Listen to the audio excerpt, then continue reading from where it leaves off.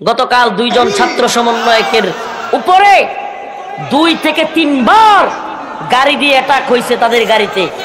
এমনকি প্রকাশ্য দিবালোকে আদালত চত্বরে একজন রাষ্ট্রীয় পিপিকে জবাই করে হত্যা করা হয়েছে। ও হিন্দুত্ববাদী ইসকনের দালালেরা, রয়্যাল এজেন্টরা, শুনে রাখ, তোরা মুসলিম উম্মার যুবকেরা তৈরি হচ্ছে। তোরা যদি আমাদের এক আলিফকে ফেলে দিস, আমরা তোদের 10টাকে কচুকাটা না করে শাহাদাতের পেয়ালা পান করবো না ইনশাআল্লাহ।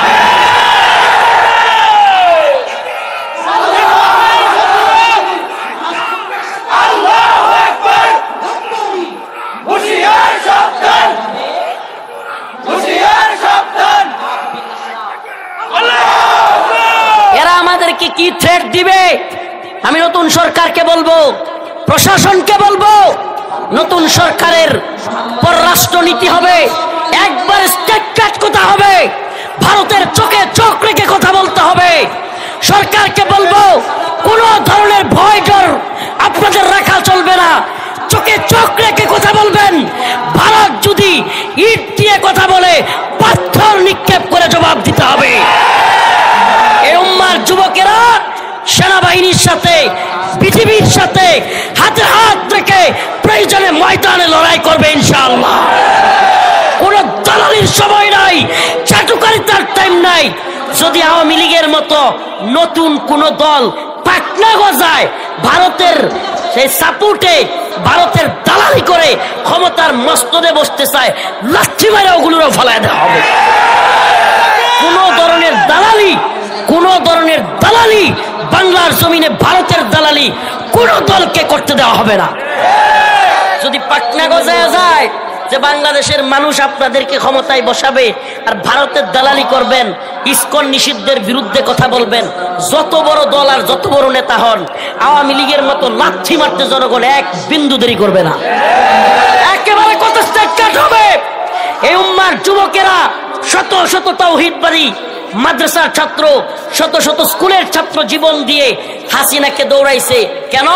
কারণ হাসিনা ইন্ডিয়ার গোলামি করে, ইন্ডিয়ার তাবেদারি করে এই উম্মাকে, এই দেশকে বিপদের মধ্যে ফেলেছিল, এই জাতিকে একটা গোলামির জিঞ্জিরে আবদ্ধ করেছিল। আমরা 2024 সালের 5 আগস্ট জিঞ্জির মুক্ত হয়েছি, শিকল ভাঙার ডাক গোটা পৃথিবীকে শুনিয়েছি। আমরা আর নিজেদের পায়ে আমেরিকা কিংবা ভারতের শিকল পড়তে চাই না। পাকিস্তানের জুলুম মানি নাই। পাকিস্তান আমাদেরকে দালালি করতে, তাবেদারি করতে চেয়েছিল, আমাদের উপর জুলুম করেছিল, লাথি দিয়ে বিদায় করেছি। ভারত আমাদেরকে চাইছিল গোলামি করাইতে, গোলামি ভারতেরটাও শেষ হয়েছে আলহামদুলিল্লাহ।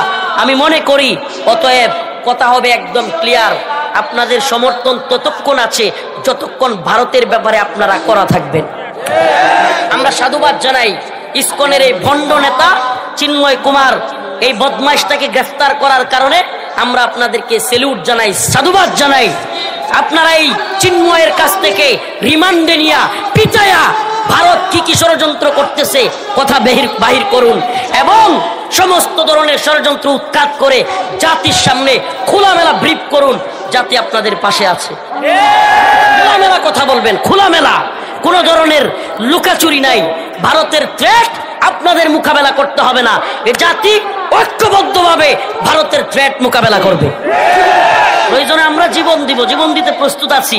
যদি কোনোদিন বক্তব্যের সাথে কাজের মিল না থাকে, সেই দিন আমাদেরকে বলবেন। আমরা ওই লোক না, ওই নেতা না, ওই দলের লোক না যারা চিল্লে গরম কইরা ওইদিকে গিয়া গর্তে গিয়া লুকায় আর কর্মী ঘরে বিদেশ থেকে হুকুম দেয়, সিপাই সাপাই লুকায়া কর্মীদেরকে ফোন দিয়া কয় না মো এটা করো ওইটা করো। আমরা ওই সমস্ত নেতা বা ওই দলের লোক না। আমরা সামনে থাকবো। এদেশের বিরুদ্ধে যদি ওয়াল্লাহি বিল্লাহি তাল্লাহি কসম আল্লাহর প্রয়োজন হলে বাংকারে বাংকারে ঘুরে ঘুরে সেনাবাহিনীকে, বিজিবির সাথে থেকে এদেশের মুসলিম যুবকদের সাথে সশস্ত্র ময়দানে, জঙ্গলে গিয়ে, বেরাকে গিয়ে আমরা উদ্বুদ্ধ করব। সামনের কাতারে থেকে প্রয়োজনে বিদায়ী হামলার জন্য, জীবন দেওয়ার জন্য আমরা তৈরি আছি, আমরা তৈরি থাকবো। এই দুনিয়ার রঙিন স্বপ্ন বাদ দেন, মাটি চাপা দেন, আল্লাহর জন্য, দ্বীনের জন্য শাহাদাতের তামান্না নিয়া ময়দানে ঝাঁপায়া পড়ার জন্য প্রস্তুত হন। 1500 বছরের কাছাকাছি সময় হয়ে গেছে। আল্লাহ বলেছেন যে তোমরা ইহুদি এবং মুশরিকদেরকে তোমাদের শত্রু হিসেবে পাবে। দেখেন, সেই প্রায় 1500 বছর আগের কথা এখনো পর্যন্ত পৃথিবীতে এমন ভাবে বাস্তবতা যে ইহুদিরা মুসলমানদের ঘর বাড়ি ভেঙে ফেলতেছে, বোমা মেরে টনকে টন বোমা মেরে পাউডার বানিয়ে দিচ্ছে, ছোট ছোট বাচ্চা শিশুদেরকে স্নাইপারের গুলি দিয়ে হত্যা করতেছে। এবার আসেন দ্বিতীয় একটা দলের নাম আল্লাহ বলছে আশরাকু, মুশরিক, পৌত্তলিক। পৃথিবীতে সবচাইতে বেশি নির্যাতিত আরেকটা অঞ্চলের নাম হলো কাশ্মীর। নাম কি? কাশ্মীরে মুসলমান